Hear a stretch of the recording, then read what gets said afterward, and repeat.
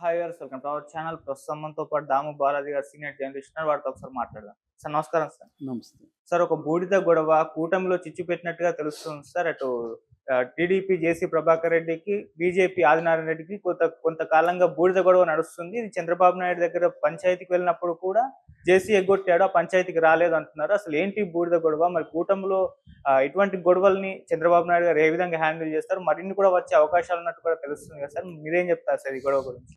జేసీ ప్రభాకర్ రెడ్డి ముందు నుంచి కూడా ఈ ప్రభుత్వం వచ్చినప్పటి నుంచి కూడా ఓపెన్ గానే అనేక వార్నింగ్లు ఇస్తున్నాడు. ఫస్ట్ లో నా కొడకల్లారా అంటూ ఆర్టీఓ అధికారులకు వీళ్ళకి డైరెక్ట్ గానే కెమెరా ముందు వార్నింగ్లు ఇచ్చాడు. దాని తర్వాత ఇసుక మద్యానికి సంబంధించి ఆ కాంట్రాక్టులకు కూడా వార్నింగ్ ఇచ్చారు. నాకు 15 to 20% ఇవ్వకుండా మీ బిజినెస్ ఇక్కడ నడవని అని కూడా వార్నింగ్ ఇచ్చారు. అప్పట్లంతా కూడా చంద్రబాబు ఆయన మీద ఎటువంటి చర్యలు తీసుకోలేదు. దాంతో అతను ఇంకా రెచ్చిపోయి ఈ ఫ్లై యాష్ ఫ్లై యాష్ విషయంలో గొడవ పడడం మొదలుపెట్టాడు. అసలు ఏంటి గొడవ? చాలా మందికి ఇది ఫస్ట్లో ఏదో చిన్నది అనుకున్నారు, కానీ ఇది రాను రాను పెద్దదై నిన్న చంద్రబాబు దగ్గరే పంచాయతీ మొదలైంది. ఆ పంచాయతీకి జేసీ ప్రభాకర్ రెడ్డి రాలేదు, ఓన్లీ ఆదినారాయణ రెడ్డి వచ్చాడు. సో ఏంది గొడవ అనుకున్నప్పుడు, ఇది ఆర్టీపీపీ అంటారు, రాయలసీమ థర్మల్ పవర్ ప్లాంట్. ఈ ఆర్టీపీసీ అనేది మనకి రాయలసీమలో ఒక ఇంపార్టెంట్ ఇది. దీనికోసం పోరాడిన వ్యక్తి రమణారెడ్డి అన్నమాట. ఆ రమణారెడ్డి పేరుతోనే డాక్టర్ రమణారెడ్డి పేరు కూడా ఇది మళ్ళీ 2023లో మార్చారు.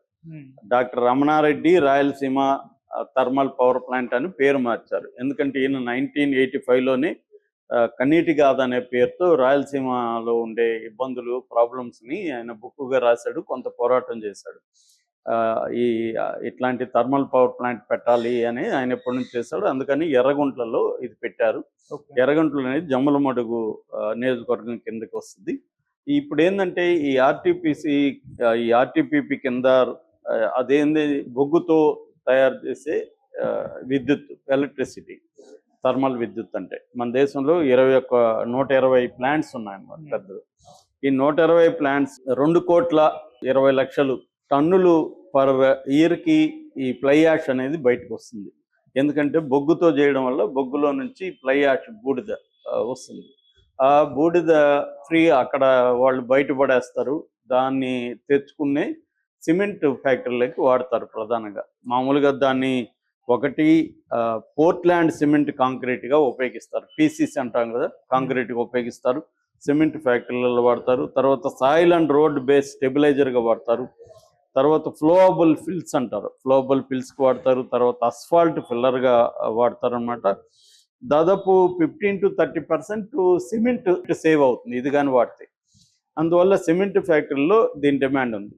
ఇంకా ఎప్పటి నుంచో ఇదేంటంటే ఇటు జమ్మలమడుగు ఏరియాలో ఉంది కాబట్టి జమ్మలమడుగు ఎమ్మెల్యే మనుషులే కాంట్రాక్టర్లుగా ఉంటారు. అక్కడ ఆ ఫ్లై యాష్ని లోడు చేయడం, కూలీలు అవి మెయింటైన్ చేయడం అంతా వీళ్ళు చేస్తుంటారు.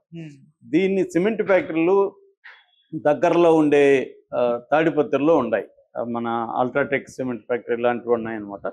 వాళ్ళకి అక్కడున్న ఎమ్మెల్యేలు ఇక్కడ నుంచి తీసుకెళ్ళి సప్లై చేస్తుంది. ఇలా ఇద్దరు పంచుకుంటుంటారు. ఏది ఇటు జమ్మలమడుగు ఎమ్మెల్యే, తాడిపత్రి ఎమ్మెల్యే, వీళ్ళిద్దరూ పంచుకోవడం అనేది ఎప్పటి నుంచో ఉంటుంది, సామరస్యంగా వెళ్తున్నది. ఈవెన్ వైసీపీ ఉన్నప్పుడు కూడా అక్కడ తాడిపత్రి ఎమ్మెల్యే పెద్దారెడ్డి, ఇటు జమ్మలమడుగు ఎమ్మెల్యే సుధీర్ రెడ్డి ఇద్దరు ఒక అవగాహనతో జరిగేది. ఈయనకి వాటా ఇచ్చేవాళ్ళు సుధీర్ రెడ్డికి, వాళ్ళు తీసుకెళ్ళి పెద్దారెడ్డి వాళ్ళు అమ్ముకునేవాళ్ళు. ఇప్పుడు ఏమైంది, పెద్దారెడ్డి పోయాడు, సుధీర్ రెడ్డి పోయాడు. పెద్దారెడ్డి బదులు అక్కడ జేసీ ప్రభాకర్ రెడ్డి వచ్చాడు. ఇక్కడేమో ఆనం కాదు, ఆయన ఆదినారాయణ రెడ్డి ఎవరు, బీజేపీలో. ఒకప్పుడు ఆయన వైసీపీ నుంచి తెలుగుదేశంకి వెళ్ళి బీజేపీలోకి వెళ్ళాడు, బీజేపీ నుంచి ఆయన గెలిచాడు. సో ఆదినారాయణ రెడ్డి అక్కడ ఉన్నాడు. తన మనుషులు సంజీవ్ రెడ్డి ఇలాంటి కాంట్రాక్టులు అక్కడ చూసుకుంటాడు. ఇప్పుడు ఏం చేయాలి, మామూలుగా జేసీ ప్రభాకర్ రెడ్డి ఆదినారాయణ రెడ్డితో మాట్లాడుకొని ఆదినారాయణ రెడ్డికి వాటా ఇచ్చి వెళ్ళాలి. ఈ పని జేసీ ప్రభాకర్ రెడ్డి చేయట్లా. వీళ్ళకి ఇంకా బకాయిలు, వీళ్ళ కూలీలకి అది కూడా 80 లక్షల వాళ్ళకి బకాయిలు పెట్టారు, వీళ్ళకి వాటాలు ఇవ్వట్లేదు. దాంతో వీళ్ళకి కాలింది. నువ్వు మా ఏరియాలో వచ్చి ఈ బూడిద మాది లోకల్, ఇక్కడ మా నియోజకవర్గంలో ఉన్నప్పుడు దాని వనరుల మీద మాకు ఆధిపత్యం ఉంటుంది, మా వాళ్ళకి డబ్బులు ఇచ్చి తీసుకెళ్ళాలి, నువ్వు అది చేయకుండా నువ్వు ఎవడు తీసుకెళ్ళడానికని వీళ్ళు అబ్జెక్ట్ చేసి ఆపేయడం మొదలుపెట్టారు. ఆపేయడం మొదలుపెట్టి వీళ్ళే సిమెంట్ ఫ్యాక్టరీ సప్లై చేయడం మొదలుపెట్టారు. దాంతో జేసీ దివాకర్ రెడ్డికి సహజంగానే ఆయనకి కొంత కోపిస్ట్ కూడా మనిషి, దాంతో కోపం వచ్చింది. కోపం వచ్చి ఎలా ఆపుతారో చూస్తానని డైరెక్ట్గా కడప ఎస్పీకి, అనంతపురం ఎస్పీకి లెటర్లు పెట్టాడు. ఇది కానీ జరిగితే వాళ్ళకి వార్నింగ్ ఇచ్చాడు, మీరు కానీ దీన్ని ఆపకపోతే తీవ్ర పరిణామాలు ఉంటే నేనే రంగంలోకి దిగుతాను అని వాళ్ళకి వార్నింగ్ ఇచ్చాడు. ఇప్పుడు వాళ్ళకేంది, పోలీసులకి ఇది అధికార కూటమిలో ఉండే ఎమ్మెల్యేల మధ్య గొడవలు అంటే వాళ్ళ తలనొప్పి కదా. ఇది వైసీపీ వాళ్ళకంతకు వాళ్ళు డిటైల్ చేసేవాడు, నోరు మూసుకొని ఉండరు అని చెప్పగలిగాడు. కానీ ఇది వైసీపీ కాదు, అటుపక్క తెలుగుదేశం నాయకుడు, ఇటుపక్క బీజేపీ నాయకుడు. సో వీళ్ళని ఎవరి వైపు ఉంటే ఇంకొకరికి కోపం వస్తుంది. అందుకని పోలీసులు కూడా ఏం చేయలేని పరిస్థితి. అయితే వాళ్ళు శాంతి భద్రతల రీత్యా అక్కడ 144 సెక్షన్ పెట్టడం, వెహికల్స్ అంతా ఆపేయడం, మధ్యలోనే అక్కడికి రానియకుండా ఇటువంటి పని చేశారు. దాంతో ఇతను ఇంకా రెచ్చిపోయాడు. ఇది స్టేట్ వైడ్ గొడవగా మారిపోయింది. ఈవెన్ తెలుగుదేశం పత్రికలు, ఆంధ్రజ్యోతి లాంటివి కూడా దీన్ని గట్టిగానే కవర్ చేస్తాయి. ఎందుకంటే ఇప్పుడు ఏంటంటే ఓవరాల్గా పరిస్థితి ఎక్కడ ఉందంటే, ఎట్లా ఉందంటే, చంద్రబాబు ఏమో దీన్ని ఉపయోగించుకొని ఇప్పుడు తనకి జీవితంలో రాని ఒక ఇప్పుడు వచ్చింది, తర్వాత వచ్చిన ఒక గొప్ప ఆపర్చునిటీ ఉపయోగించుకొని తను చివరి దీని పేజీలో ఉన్నాడు కాబట్టి తన పేరు నిలిచిపోయే విధంగా అభివృద్ధి చేద్దాము అన్న ఉద్దేశంలో ఉన్నాడు. కానీ ఎమ్మెల్యేలు ఎక్కడికక్కడ విపరీతంగా కరప్షన్లోకి వెళ్ళిపోయారు, విపరీతంగా వనరులను దోచుకుంటున్నారని తెలుగుదేశం మీడియా కూడా స్ట్రాంగ్గా దీని మీద చేస్తుంది. ఎందుకంటే దీనివల్ల చంద్రబాబుకి చెడ్డ పేరు వస్తుంది. 2014 నుంచి 19లో కూడా ఇలాగే ఎమ్మెల్యేల అరాచకాలు కావచ్చు, అవినీతి వల్ల చంద్రబాబుకి బాగా చెడ్డ పేరు వచ్చింది. ఇది రాకుండా చూసుకుంటే చంద్రబాబుకి మళ్ళీ అధికారం గ్యారంటీ అనే ఇది ఉంది. ఎప్పుడైనా కూడా మన నెగిటివ్ ఓట్ అనేది బలంగా పెరిగిపోయినప్పుడు అవతల ఎవడున్నా కూడా జనాలు వాళ్ళకి వేసేస్తారు. సో జగన్ దాన్ని ఆపర్చునిటీగా తీసుకొని దాని వైపు ఉన్నాడుగా. ఆల్రెడీ అతనికి 40% ఓటు పడింది, ఇంకొక 10% పడితే జగన్ మళ్ళీ వస్తాడు. ఇది రాకుండా చూసుకోవాలని తెలుగుదేశం అభిమానులు కూడా ఎంతో ఆవేదనతో చేస్తున్నారు. కానీ ఈ ఎమ్మెల్యేల తీరులో మార్పు వస్తున్నారు. ఆల్రెడీ చంద్రబాబు అనేక సార్లు ఎమ్మెల్యేలకు గట్టి వార్నింగ్ ఇచ్చాడు, మీరు మీ ఇది మానుకోండి అని. కానీ ఎవరు వినే పరిస్థితులు లేదు. వాళ్ళ వైపు నుంచి ఆలోచించినప్పుడు వాళ్ళు ఏంటంటే, మేము ఎన్నికల్లో ఇంత డబ్బులు ఖర్చు పెట్టాం, మళ్ళీ ఎన్నికల్లో డబ్బులు ఖర్చు పెట్టాలి, ఇప్పుడు జమిల ఎన్నికలు వస్తే మాకు టైం కూడా ఉండదు, కాబట్టి దొరికినట్టుగా దోచుకోవాలనేది వాళ్ళ పద్ధతి ఉంది. దీనివల్ల ఇది ప్రాబ్లం వస్తుంది. ఇక్కడ ఏంటంటే ఈ ఎన్టీపీపీలో రోజుకి 4000 టన్నుల వైట్ ఫ్లై యాష్ అంటారు దాన్ని. ఈ వైట్ ఫ్లై యాష్ రోజుకి 4000 టన్నులు రిలీజ్ అవుతుంది. సో ఇది కాస్ట్లీ వ్యవహారం. ఇంత సిమెంట్కి ఇస్తారు కాబట్టి సిమెంట్లో దీనివల్ల నేను ఇందాక చెప్పినట్టుగా 15 to 30% సిమెంట్ సేవ్ అవుతుంది. సో మంచి డబ్బులు ఉంది ఇక్కడ. సో ఇప్పుడు వీళ్ళ డిమాండ్ ఏంటి, ఆదినారాయణ రెడ్డి డిమాండ్ ఏంటంటే, మీరు ఇప్పుడు మా వాళ్ళకి ఇవ్వాల్సిన బాకీలు ఏవైతే ఉన్నాయో అవి 80 లక్షలు ఇవ్వండి, అట్లాగే 50% షేర్ ఇవ్వండి మీరు తీసుకెళ్లే దాంట్లో అనేది వీళ్ళు చెప్తున్నారు.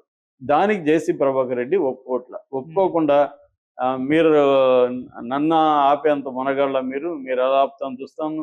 ఆదినారాయణ రెడ్డి గతంలో అక్కడ అదాని దీని మీద కూడా, ప్లాంట్ మీద కూడా వెళ్ళాడని వార్తలు వచ్చాయి.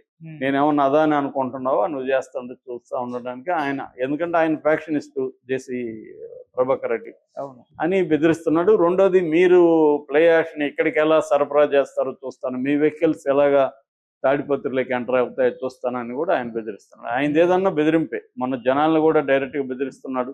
ప్రతి ఒక్కరిని ఆయన బెదిరిస్తాడు. ఆయన అంటే అదేదంటారు, మంచి రౌడీ లాగా బిహేవ్ చేస్తుంటాడు. అంటే మీ మంచి కోసమే చెప్తున్నాను కానీ మీరు చేయకపోతే నేను మిమ్మల్ని ఎలా చేస్తానని డైరెక్ట్గా బెదిరించడం. ఆయన ఏంటంటే అదొక సంస్థానం లాగా, ఆయన ఒక రాజులాగా అక్కడ ప్రవర్తిస్తుంది. మామూలుగా ఒకప్పుడు ఫ్యాక్షన్లో ఇలాగే ఉండేది, ఎక్కడికక్కడ సంస్థానం లాగా ఉండే వాళ్ళు. పాలేగారుల కల్చర్ ఉండేది రాయలసీమలో ఒకప్పుడు బ్రిటిష్ వాళ్ళ కాలంలో. ఆ పాలేగారు సంస్థానానికి అతను ఇన్ఛార్జిగా ఉండేవాడు, అతని మాట చెల్లేది. ఇప్పుడు కూడా అదే పద్ధతిలో ఫ్యాక్షనిస్టులు బిహేవ్ చేశారు. దాదాపు ఫ్యాక్షనిజం అనేది దాదాపు తగ్గిపోయినా కూడా ఇప్పటికి కూడా అనేక ఏరియాల్లో ఇలాగ ఉన్నారు. లేటెస్ట్ ఎగ్జాంపుల్ జేసీ ప్రభాకర్ రెడ్డి. మరి దీన్ని సాల్వ్ చేయడానికి చంద్రబాబే రంగంలో దిగాల్సి వచ్చింది. వేరే వాళ్ళు సాల్వ్ చేసే పరిస్థితి లేదు, ఎవరి మాట వినరు వీళ్ళిద్దరు. అందుకని చంద్రబాబు పిలిపిస్తే ఇటు ఆదినారాయణ రెడ్డి, భూపేష్ రెడ్డి వీళ్ళు నిన్న వచ్చారు, కానీ జేసీ మాత్రం రాలేదు, నాకు ఫేవర్ అని చెప్పాడు. సో ఇది ఇప్పుడు మరీ కంటిన్యూ అయ్యేట్టుగా ఉంది. చంద్రబాబు ఏమో నేను అక్కడ అధికారులతో మాట్లాడతాను, నేను సాల్వ్ చేస్తాను